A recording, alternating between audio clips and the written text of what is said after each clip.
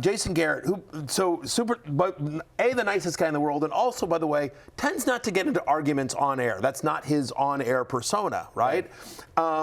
But the conversation came up about MVP last night on the Football Night in America pod. Did they put out the clip socially? Is that where you saw it? Saw it on YouTube. Yeah. Oh, okay, then I'll have to check that out. Or you guys can go search for it as well. Yeah, I mean, you're watching it on YouTube right now. You lived it. I lived it. But in essence, basically, the conversation was around who was the MVP. I took Drake Maye. Okay. He took Matthew Stafford. And one of the arguments that I made for Drake Maye is that I think he is the most, again, it all depends on how you define the award, but I said he is the most valuable to his team of the people.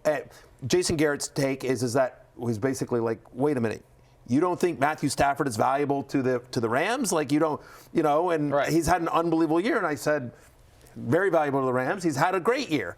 But my argument back to him was, in essence, that if you took Stafford off the Rams and you took Maye off the Patriots fall further down. That the Patriots quarterback by Josh Dobbs are a much worse team than the Rams quarterback by Jimmy Garoppolo. Yeah. That Stafford, for all his brilliance, and he is brilliant, he deserves the second place in the MVP. He's thrown to Puka Nacua and Devontae Adams with Sean McVay as his coach. Yeah. Drake May's out here with Matt Collins and Demario Douglas. Yeah, no, I agree. I agree with all that. The one thing I'd say about the MVP is that a lot of people are throwing Drake May's numbers out in his numerical advantage over Stafford, and Maye leads Stafford in basically every stat outside of passing touchdowns.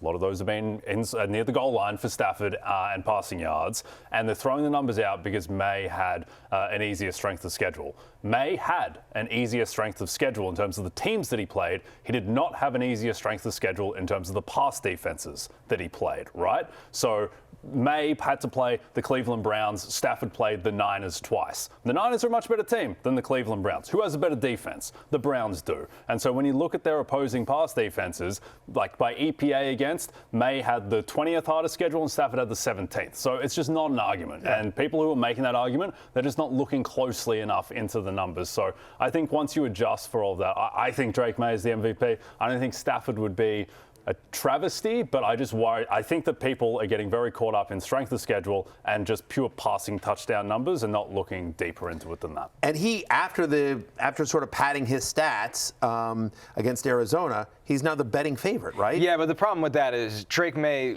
did that to the Jets last week. This is the problem with the week-to-week conversation. Like the stat conversation is just, which probably favors your Drake Maye point overall because Stafford has more passing touchdowns. Yeah. But like the week-to-week of this all is idiotic because Drake Maye is playing a JV Jets team and they're throwing the ball nonstop, and then Stafford plays an Arizona team.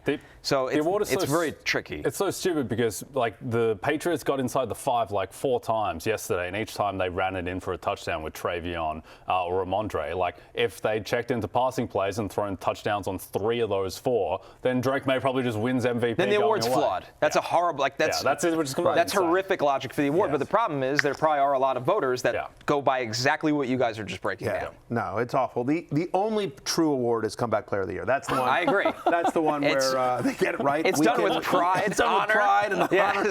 A real analytical system. Absolutely. They really studied. The voters for the other awards just kind of like, hey kid, who do you want? Yes. They ask their children to pick a checkbox, but at least Comeback Player of the Year they take seriously. Yeah, that's my award for sure. Christian McCaffrey, to be clear. No surprises there anymore. Yeah, you never know.